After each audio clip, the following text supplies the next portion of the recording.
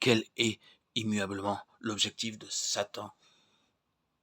Corrompre et de cette façon précipiter l'Église de sa position spirituelle. Par suite, nous avons des paroles telles que celle-ci. Souviens-toi donc d'où tu es tombé. Cela est dit à l'église d'Éphèse. Tu as abandonné ton premier amour. Retournez à Acte 19 et observez ce premier amour. Paul arrive à Éphèse. Et que se produit-il là, par sa présentation de Christ?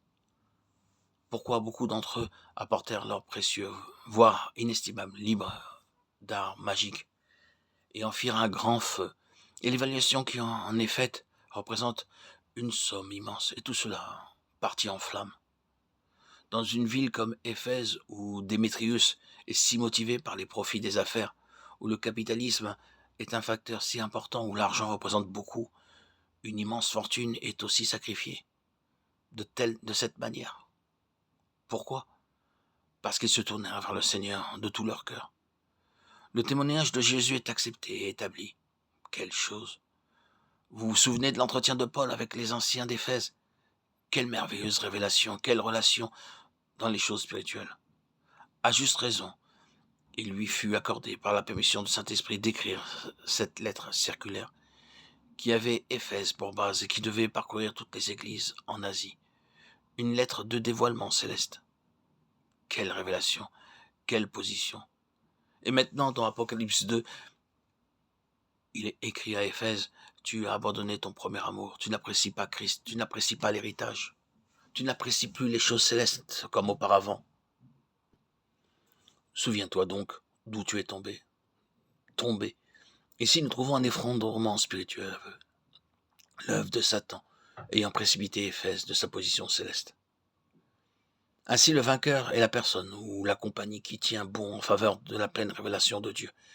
Et la pleine révélation de Dieu est un peuple céleste en qui il peut y avoir une manifestation grandissante et finalement pleine et parfaite de la gloire morale de Dieu dans cet univers.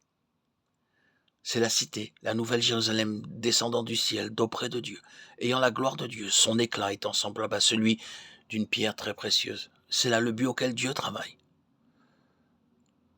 Donc, bien-aimés, souvenez-vous que l'autorité de ce monde et de cet univers a son centre dans les lieux célestes. N'oublions pas cela. En cet âge, les autorités de ce monde de ténèbres se trouvent dans les lieux célestes.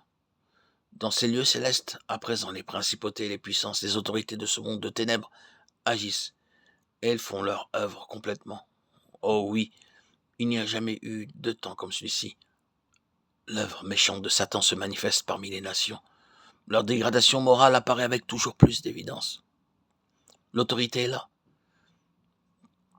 dans les lieux célestes, aussi loin que ce monde en dehors de Christ est concerné. Je laisse de la place à la souveraineté de Dieu sur tout cela. Mais nous parlons du gouvernement juridique et légitime de l'homme. Et Satan le maintient en dehors de Christ à cause du consentement de l'homme, et son consentement persiste. Même les gens de ce pays-ci qui déplorent la manière d'agir inique et en cours dans le monde, et qui voudraient très hautement et avec véhémence décrier la méchanceté de ce qui a cours. Si vous leur parliez selon ces lignes d'introniser Jésus-Christ, ils ne vous écouteraient pas. Donnez à Dieu sa place. Ce sont des paroles pieuses. Ils agiront à l'égard de cela d'une autre manière. Satan a une telle emprise que même ceux qui déplorent l'iniquité n'accordent aucune place à Dieu et à sa justice.